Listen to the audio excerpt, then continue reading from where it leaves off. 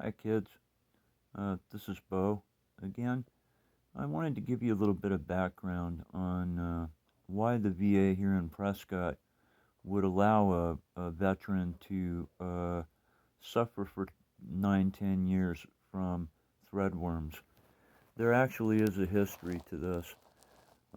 When I first contracted this, I got really sick for a year, extreme flu-like symptoms. I went to the VA ER. I was going like once a week, once every week and a half, because I was so sick. And they kept putting me on different antibiotics and different antibiotics, and my bottom lip swelled out like 4 times its size. Uh, they thought that was interesting, but of course they didn't really want to do anything about it, or. So a year goes by, and then all of a sudden I have my I don't know if you can see how big my bottom lip is here compared to my top lip. See, this whole lip here has worms living in them. Uh, it's called the buccal areas of your mouth, and that's where these things are. So anyway, you also, every night, you have these things laying eggs in your throat and sinuses and stuff. So you're coughing up, copious amounts of these parasites and their eggs. And I would go down to the VA and cough all this crap up, and they'd look at it and they'd say, "Oh, interesting," and throw it in the garbage. And so it took me quite a while to figure out, what was going on as far as the parasites. But before I did, I don't know if you folks remember when Senator McCain uh, led the charge to try to fix the VA before he died. We had some serious, serious problems in Phoenix and also here in Prescott. I wrote a letter to Senator McCain myself. My letter was one of the ones. As a matter of fact, I was writing reports for Senator McCain's office on my case, uh, trying to let them know what was going on. And the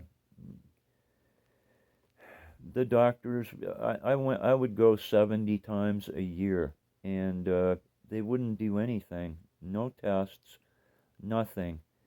Well, the reason why is they knew who was writing the reports. They knew and Eliason, Dr. Eliason, I hesitate to term him that way, he knew that I was writing reports on him, and I know that's a fact because I told him so. I told him one day, I said, "Look, Doc, you know this place has problems. There's good people at the VA. There's a lot of bad people at the VA. Why don't you people take advantage of this situation with the senator and clean house for once? And then start making sure that veterans start getting the care they're supposed to get." Before this, I also had a gallbladder problem. They let it go for 9 years. When they finally did surgery on it, the surgeon said it was the ugliest, messiest gallbladder he had ever seen. It was only 35% unoccluded. Just, I mean, I have not been able to work for the last 20 years just because of VA fuckery. I don't know how else to term it. You know, we get angry because veterans complain because you won't do anything for them. So then you make it even worse for them by denying them care and treatment. Oh, yeah, there's some other stuff too, but I'm not going to get into that right now. Somebody kept informing the VA that I was like some multimillionaire stock guy, and I was like taking advantage of the VA. So they took like 7 grand from me in my tax uh, uh, refunds. 7 grand, you know? I mean, and it was all bullshit. Me and my wife have never made more than $45,000 a year. and that was only 1 year. I mean, how am I going to make any money the last 20 years? The last 10 years, I've been suffering from this wonderful parasitic infection and candida that accompanies it. And then the 10 years before that, it was the gallbladder situation. And the only reason that didn't kill me was because a real nice lady who had come back to work at the VA in Prescott because it was so bad. She came back when it was so bad. She didn't even have to examine me. She just felt my abdomen and said, "Oh, man, that's your gallbladder."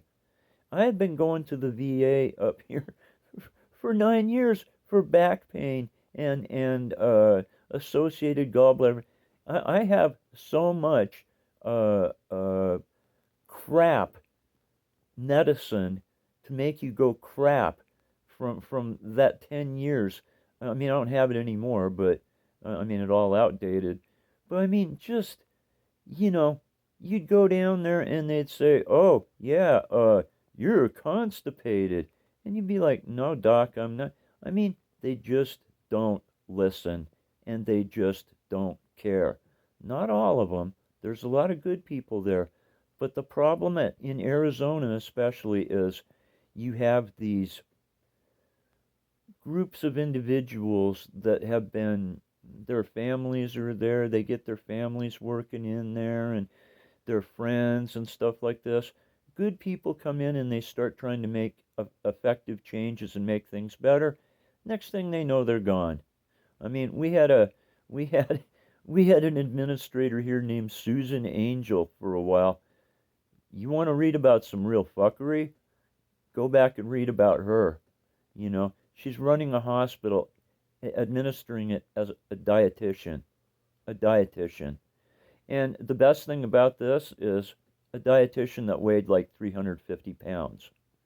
Now, I'm sorry if you're a hospital dietitian and you weigh 350 pounds, either you can't do your job right or there's something, uh, you do have an issue with your glands and your hormones and stuff like that. And I'm not beating up on people who do have those issues because they can't do anything about it.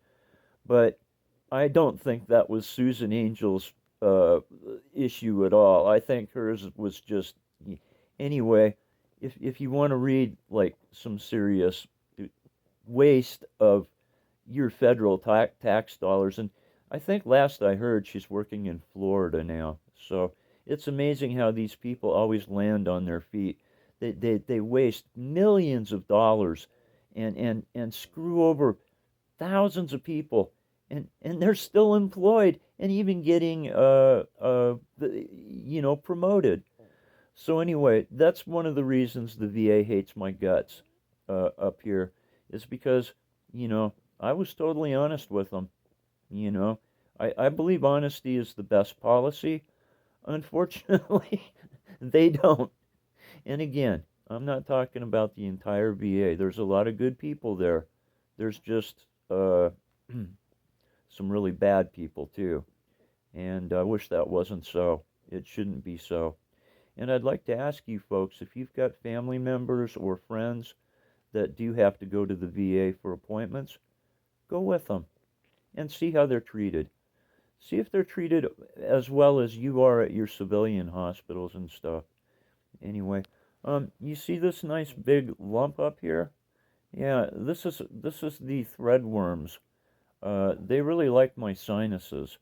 They're extremely active at night, which is where it is right now. So, um, uh, there's a lot of people who think this is all just made up BS. Why somebody would make up something like this? Uh, I know there's people on the internet and YouTube that make stuff up for attention or whatever. I could care less. I really could. But I think people need to know about this because this can spread.